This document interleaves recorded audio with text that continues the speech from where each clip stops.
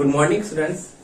कल आपका BA part third year की क्लासेस थी और उसमें आपका टॉपिक बेंथम का उपयोगितावादी दर्शन हम कर रहे थे और आपको बताया था कि बेंथम का जो उपयोगितावादी दर्शन है वो सुखवादी सिद्धांत पर आधारित है, जिसका मुख्य आधार अधिकतम व्यक्तियों का अधिकतम सुख है, जिसे बेंथम ने अपने उपयोगितावादी सिद्धांत का मुख्य आधार माना है।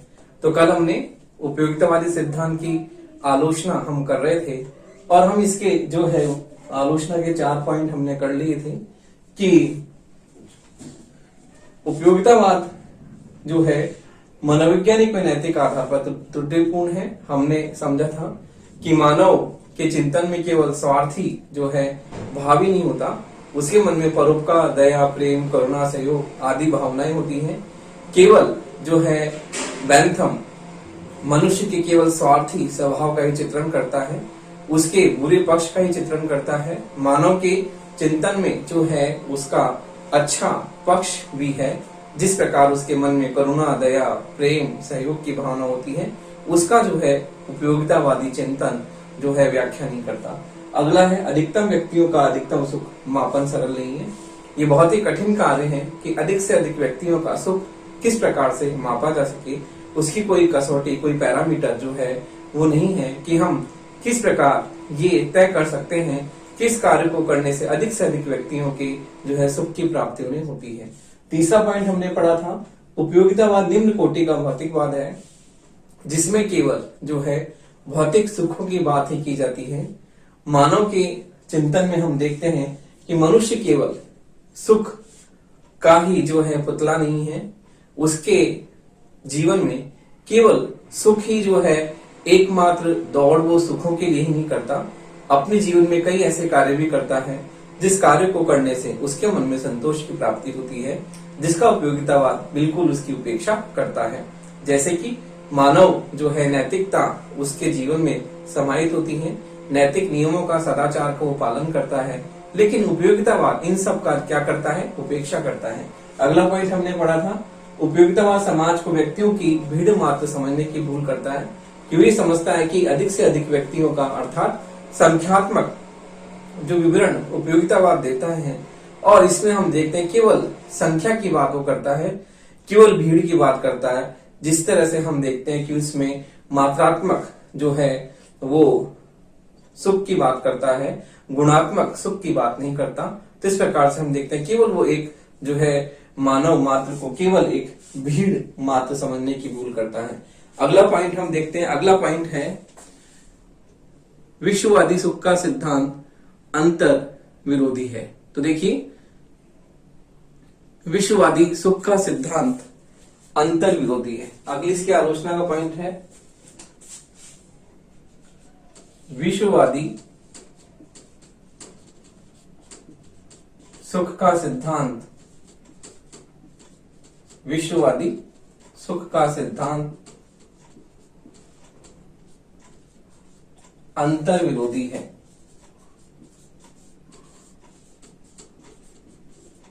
अंतर विरोधी है कि बेंथम जो है विश्ववादी सुख की बात करता है, यूनिवर्सल प्लेजर की बात करता है, और हम देखते हैं कि विश्ववादी जो सुख है यानी सार्वभौमिक सुख हमें कहीं भी देखने को नहीं मिलता, क्योंकि सुख और प्रसन्नता मनुष्य के अंतर की एक वस्तु होती है, जिसे व्यक्ति प्रसन्नता और सुख की अनुभूति अपने अंदर से करता है। तो ये अंतरात्मा की विषय वस्तु है सुख को अनुभूत करना। तो केवल विश्ववादी सुख, यूनिवर्सल जो प्लेजर की बात जो बेंथम करता है, वो हमें देखते हैं कि इसमें अंतर विरोध दिखता है कि विश्ववादी सुख केवल भौतिक सुख जो है उसकी बात बेंथम करता है, जबकि जो सुख होता है वो मनुष्य के अंदर की अनुभूति होती है, मनुष्य स्वयं उसे अपने अंतःकरण से क्या करता है, उसे अनुभूत करता है। तो इस प्रकार जो बेंथम का जो विश्ववादी सुख का सिद्धांत बेंथम बताता है, हमें देखते हैं कि हमें अंतर विरोध इसमें दिखाई देता है, जो कि बिल्कुल भी स्पष्ट रूप से हमें उसके सिद्धांत में परिलक्षित होता है। तो देखिए अगला हम देखते हैं आलोचना का बिंदु है कि उपयोगितावाद राज्य और सरकार को एक ही समझ बैठा है। तो देखिए, उपयोगितावाद राज्य और समाज को एक ही समझ बैठा है। उपयोगितावाद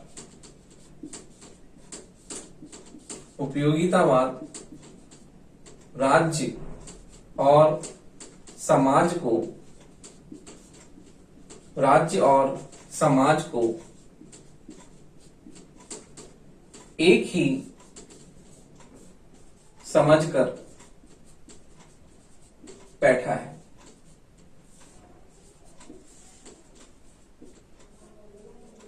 जिस प्रकार से हम देखते हैं कि राज्य और सरकार, सॉरी समाज की जगह यहां पर सरकार है, राज्य और सरकार, राज्य और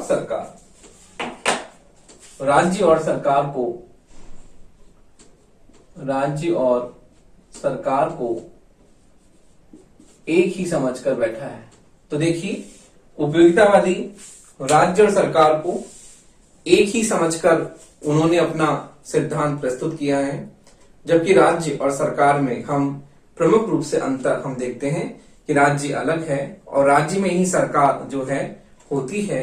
तो इस प्रकार से राज्य और सरकार में अंतर उपयोगितावादी नहीं करते हैं, जबकि हम राज्य और सरकार में मूलतः अंतर देखते हैं। राज्य में ही सरकार होती है और सरकार को भी राज्य समझना बहुत ही बड़ी भूल है। तो देखिए, राज्य जो है उसका, सरकार जो है राज्य का एक आवश्यक अंग है, लेकिन सरकार को ही हम राज्य नहीं समझ सकते। राज्य का आवश्यक अंग सरकार है, क्योंकि राज्य में जो भी कार्य और जिस प्रकार से जो भी व्यवस्थाएं हैं वो सारी सरकार के द्वारा ही शासन कौन करता है? सरकार करती है। राज्य में सरकार एक अनिवार्य अंग है, सरकार राज्य का, लेकिन हम राज्य और सरकार को एक नहीं मान सकते। राज्य अलग है, सरकार अलग है। जबकि उपयोगितावादियों की सबसे बड़ी भूल ये है कि वो राज्य और सरकार को जो है एक ही मानते हैं, जबकि हम राज्य और सरकार में मूलतः अंतर हमें दिखता है कि राज्य अलग है और सरकार अलग है। जबकि उपयोगितावादी राज्य और सरकार को एक ही मानकर जो है उसकी वो क्या करते हैं, उसका मुख्य रूप से उसका अपने सिद्धांतों में वो उसे समान समझकर उसके बारे में अपने सिद्धांतों में प्रतिपादित करते हैं। जबकि राज्य और सरकार जो है दोनों में मुख्य रूप से अंतर है। राज्य में ही सरकार होती है और सरकार जो है राज्य का अनिवार्य अंग है, लेकिन राज्य और सरकार को दोनों को एक ही मानना उपयोगितावादियों की सबसे बड़ी भूल है। और इसमें हम देखते हैं कि ये दोनों राज्य और सरकार को उपयोगितावादी एक मानते हैं, जबकि राज्य और सरकार में जो है मुख्य रूप से अंतर होता है। हम ये नहीं कह सकते कि सरकार जो है राज्य का अनिवार्य होने के कारण सरकार और राज्य दोनों एक ही हैं। उपयोगितावाद राज्य और सरकार को एक ही मानता है। तो इस प्रकार हमें कहते हैं कि राज्य और सरकार को एक ही मानना उनकी सबसे बड़ी भूल है। राज्य और सरकार में मुख्य रूप से अंतर हम देखते हैं और राज्य और सरकार दोनों में हमें मुख्य रूप से अंतर स्पष्ट रूप से हमें परिलक्षित होता है। अगला है स्वतंत्रता और समानता को उचित महत्व नहीं है।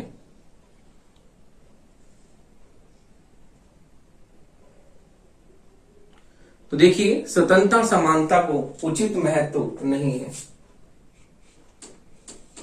स्वतंत्रता और समानता को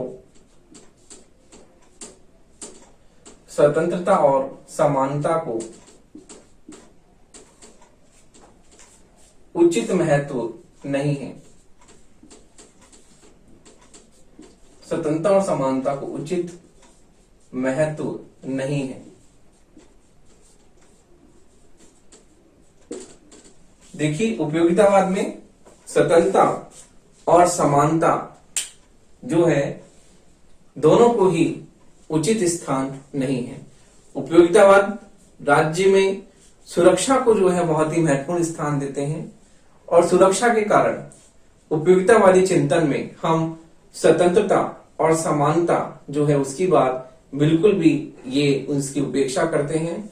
जिस प्रकार से हम देखते हैं कि अन्य विचारधाराओं में स्वतंत्रता और समानता को बहुत ही महत्वपूर्ण स्थान दिया जाता है और स्वतंत्रता और समानता बहुत ही महत्वपूर्ण जो है घटक हैं किसी भी विचारधारा में। स्वतंत्रता और समानता के बारे में बहुत ही महत्वपूर्ण उनके महत्वपूर्ण स्थान विचारों में कोई भी विचारधारा देती है, लेकिन उपयोगितावादी विचारधारा जो है, उपयोगितावादी सिद्धांत है जो स्वतंत्रता और समानता को अपने जो है सिद्धांत में कोई भी स्थान नहीं देता। राज्य की सुरक्षा सबसे महत्वपूर्ण है और राज्य की सुरक्षा के कारण हम देखते हैं उपयोगितावादी विचारधारा में हमें स्वतंत्रता और समानता को कोई भी उचित स्थान नहीं मिलता है। तो देखिए इस प्रकार स्वतंत्रता और समानता को सुरक्षा के अधीन कर दिया जाता है और इस प्रकार बेंथम के जो विचारों में हम देखते हैं स्वतंत्रता और समानता की धारणाओं के प्रति उदासीनता हमें दिखाई देती है। तो इस प्रकार हम ये देखते हैं कि बेंथम के विचारों में स्वतंत्रता और समानता के प्रति उदासीनता है और इस कारण से हम ये कहते हैं बेंथम का जो सिद्धांत है, जिस प्रकार फ्रेंच रेवोल्यूशन में, फ्रेंच क्रांति में स्वतंत्रता, समानता, बंधुत्व का नारा दिया गया था और 1789 में जब फ्रेंच रेवोल्यूशन हुआ था उसके बाद हम देखते हैं विश्व के सभी देशों ने उसी परिपाटी पर अपने यहाँ पर स्वतंत्रता, समानता, बंधुत्व का जो है नारा अपने यहाँ पर दिया और उसे अपने संविधान में सभी विश्व के देशों ने, सभी लोकतांत्रिक देशों ने उस विचारधारा को ही अपनाया। लेकिन बेंथम के विचारों में हम देखते हैं कि बेंथम की विचारधारा में हमें स्वतंत्रता और समानता, जो कि लोकतांत्रिक विचारधारा में स्वतंत्रता और समानता को महत्वपूर्ण स्थान दिया जाता है और लोकतांत्रिक मूल्यों की बात हम करते हैं, उसमें लोकतांत्रिक आदर्श में स्वतंत्रता और समानता का महत्वपूर्ण स्थान है, जबकि बेंथम के उपयोगितावादी दर्शन में इनका कोई स्थान नहीं है। तो इस प्रकार बेंथम की आलोचना इस आधार पर भी की जाती है कि बेंथम के विचारों में, बेंथम के चिंतन में स्वतंत्रता और समानता को कोई उचित स्थान नहीं है, कोई महत्वपूर्ण स्थान नहीं है, जो कि वर्तमान में जो भी लोकतांत्रिक व्यवस्थाएं हैं, लोकतांत्रिक राजनीतिक व्यवस्थाएं हैं, उनमें स्वतंत्रता और समानता का बहुत ही महत्वपूर्ण स्थान है। तो इस प्रकार बेंथम के विचारों में हम स्वतंत्रता और समानता के प्रति उदासीनता हमें दिखाई देती है। अगला है अल्पसंख्यकों के हितों पर आघात। तो देखिए अल्पसंख्यकों के हितों पर आघात, अल्पसंख्यकों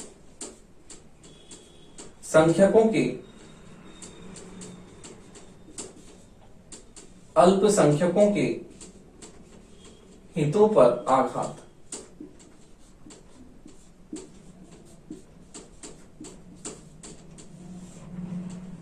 तो देखिए बेंथम के सिद्धांत में हम ये देखते हैं कि उपयोगितावाद का जो महत्वपूर्ण आधार है वो है अधिकतम व्यक्तियों का अधिकतम सुख। उपयोगितावादी सिद्धांत इसी बात को बार बार जो है कहता है कि इसका मुख्य आधार है अधिकतम व्यक्तियों का अधिकतम सुख, अर्थात राज्य को वही कार्य करने चाहिए जिससे अधिक व्यक्तियों का कल्याण हो, अधिक से अधिक व्यक्तियों को सुख की प्राप्ति हो। तो इसमें बहुसंख्यक वर्ग के हितों की बात की जाती है और बहुसंख्यक वर्ग के नीचे अल्पसंख्यक के हितों को दबा दिया जाता है। तो बेंथम प्रत्येक व्यक्ति के सुख की बात नहीं करता, बेंथम अंतिम व्यक्ति के कल्याण की बात नहीं करता, अंतिम व्यक्ति के सुख की बात नहीं करता, जिस बात को गांधी ने अपने चिंतन में बताया था और गांधी ने अंतिम व्यक्ति के कल्याण की बात कही थी। लेकिन बेंथम अपने चिंतन में जो है केवल बहुसंख्यक के हितों पर ही बात करता है। तो इस प्रकार इसमें हम देखते हैं कि बहुसंख्यकों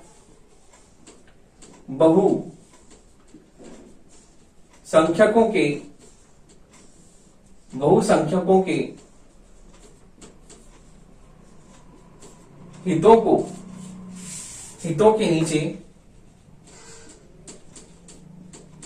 हितों के नीचे अल्पसंख्यकों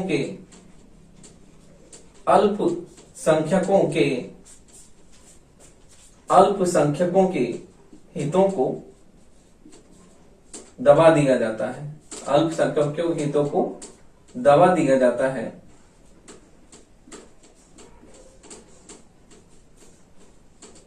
इस प्रकार अल्पसंख्यकों के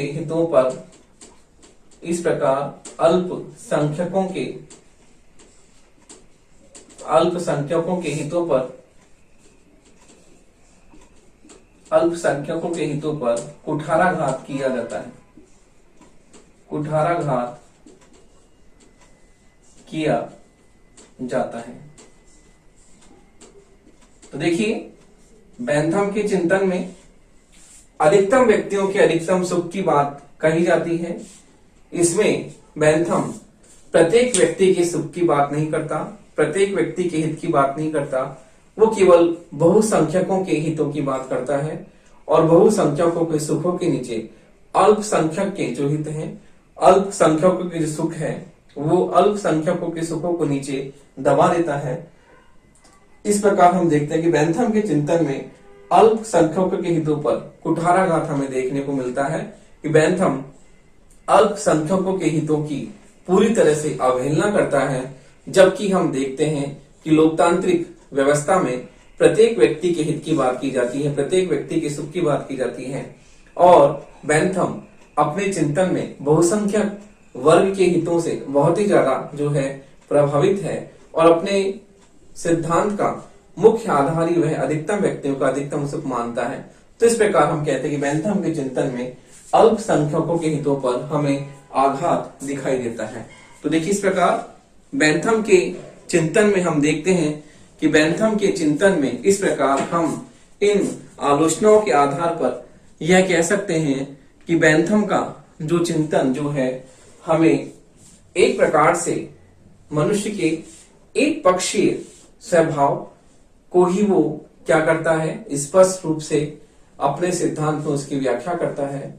और मनुष्य के चिंतन में और मनुष्य के जीवन में केवल भौतिक सुख और परमानंद की प्राप्ति ही उसके जीवन का लक्ष्य नहीं है, उसके जीवन का ध्येय नहीं है।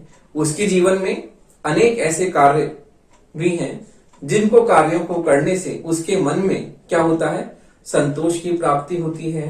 क्योंकि मानव एक संवेदनशील प्राणी है और मनुष्य का जीवन जो है वो संवेगों से पूरी तरह से उसका मन और उसका जीवन पूरी तरह से उनसे युक्त होता है। और मानवीय संवेदनाएं, मानवीय संवेग मानव के चरित्र में हमें मुख्य रूप से दिखाई देती हैं।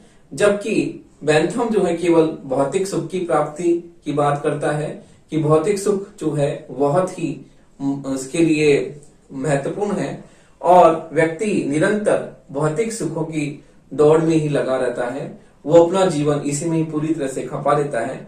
जबकि हम देखते हैं कि बेंथम के चिंतन की इन आलोचनाओं के आधार पर हम ये कह सकते हैं कि बेंथम का चिंतन जो है वो मनुष्य के एक पक्षीय जो है स्वभाव या एक पक्षीय उसका पक्ष ही वो उस अपने सिद्धांत को स्पष्ट करता है। उसके स्वभाव में और भी अन्य कई पक्ष हैं, अन्य कई विविध आयाम हैं जिनका बेंथम अपने चिंतन में स्पष्ट रूप से उनकी व्याख्या नहीं करता है। तो देखिए, इस प्रकार से उपयुक्त आलोचनाओं के बावजूद भी हम ये कहते हैं कि बेंथम का चिंतन जो है एक बहुत ही एक महत्वपूर्ण इसका राजनीति विज्ञान में स्थान है कि इसने एक जो है नया चिंतन प्रस्तुत किया और एक नई शुरुआत जो है राजनीति विज्ञान में एक नई विचारधारा को इसने दिया।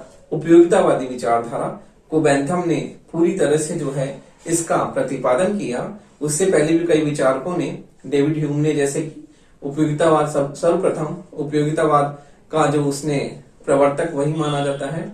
फिर बेंथम ने भी उसी विचारधारा को आगे बढ़ाया और इसने अपने चिंतन में उपयोगितावादी विचारधारा को पूरी तरह से इसका वैज्ञानिक ढंग से इसने विश्लेषण प्रस्तुत किया। तो देखिए, उपयुक्त आलोचनाओं के बावजूद भी राजनीति विज्ञान में बेंथम के उपयोगितावादी दर्शन का महत्वपूर्ण स्थान है। तो हम इसके महत्व के बारे में देखते हैं कि उपयोगितावादी सिद्धांत का महत्व क्या है। तो देखिए,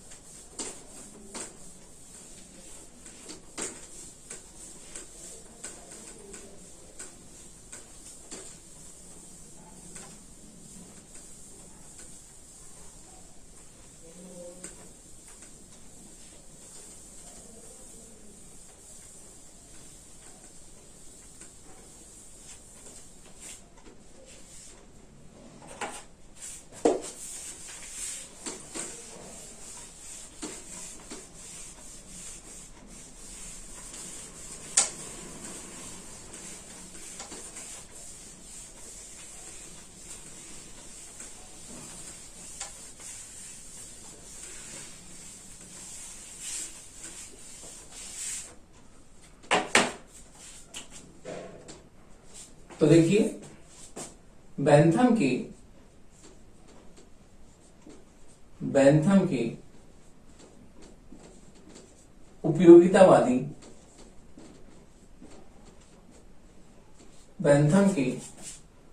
उपयोगितावादी सिद्धांत का महत्व।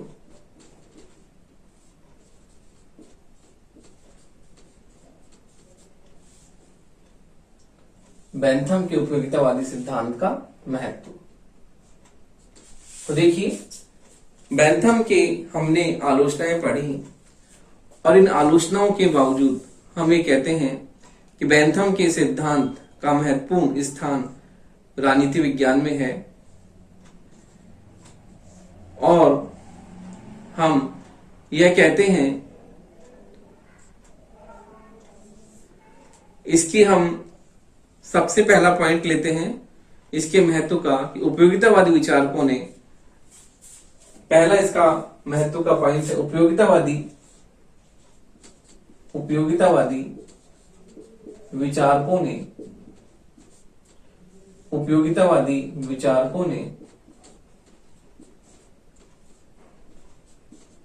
राजनीति विज्ञान के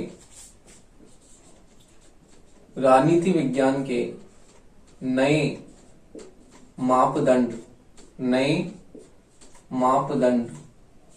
या राजनीति विज्ञान के नए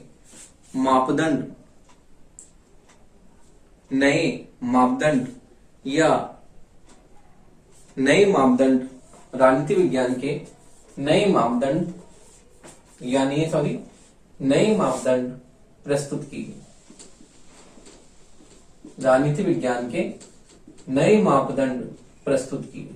तो देखिए उपयोगितावाद विचारकों ने राजनीति विज्ञान के नए मापदंड प्रस्तुत किए। किस प्रकार? उन्होंने बताया कि व्यक्ति जो है मानव सुख और दुख दो स्वामियों के अधीन है और उसका जीवन हम देखते हैं कि मुख्य रूप से सुख और दुख के अधीन होता है। तो इसमें राजनीति विज्ञान के नए मापदंड प्रस्तुत किए कि किस प्रकार उपयोगितावादी चिंतन केवल भौतिक सुख के लिए ही मनुष्य के जीवन का लक्ष्य मानता है और किस प्रकार उन्होंने व्यक्ति के जीवन में सुख को ही सबसे महत्वपूर्ण माना। तो इस प्रकार हम देखते हैं कि राजनीति विज्ञान के लिए नए मापदंड उन्होंने प्रस्तुत किए कि एक नई विचारधारा जो है राजनीति विज्ञान में प्रस्तुत हुई और उसने बताया कि मानव का जीवन सुख और दुख जो है दो स्वामियों के अधीन है। और उसी प्रकार से बेंथम ने आनंद मापक पद्धति प्रस्तुत की और किस प्रकार जो है उसने इस सिद्धांत का वैज्ञानिक ढंग से जो है अपने सिद्धांत का प्रतिपादन किया। तो इस प्रकार विचारकों ने राजनीति विज्ञान के नए मापदंड प्रस्तुत किए। और हम देखते हैं अगला जो इसका महत्व है वो यह है कि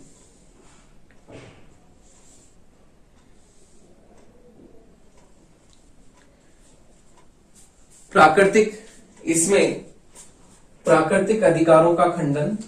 इस सिद्धांत ने प्राकृतिक अधिकारों,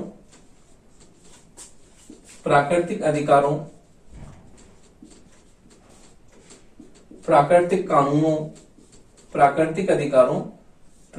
कानूनों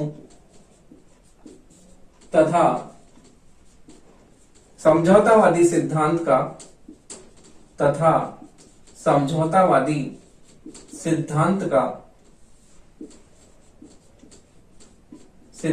का पूर्णतः खंडन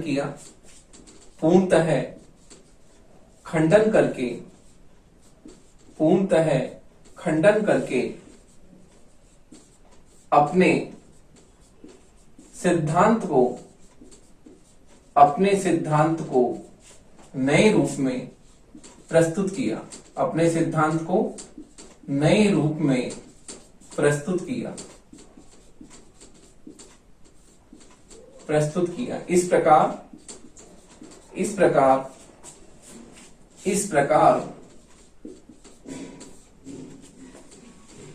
प्रकार हम कह सकते हैं, इस प्रकार हम कह सकते हैं कि उपयोगितावाद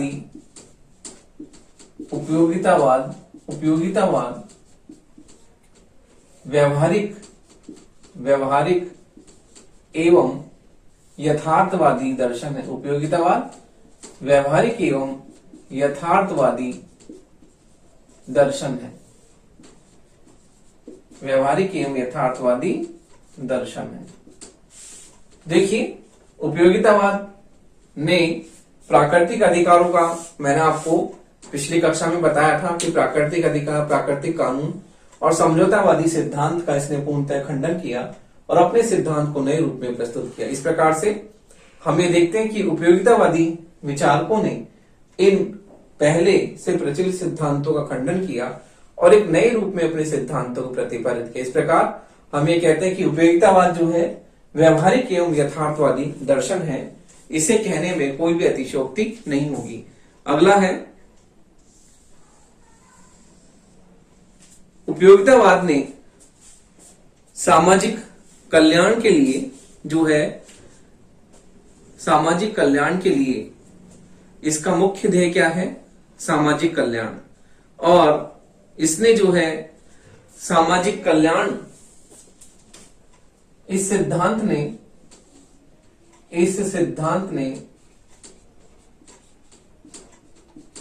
सामाजिक कल्याण को, इस सिद्धांत ने सामाजिक कल्याण को अपना मुख्य ध्येय बनाया,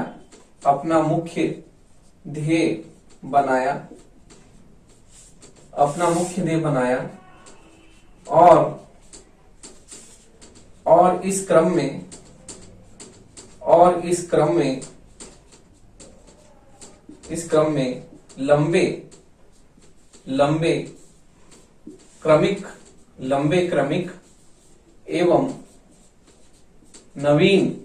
लंबे क्रमिक एवं नवीन सुधारों,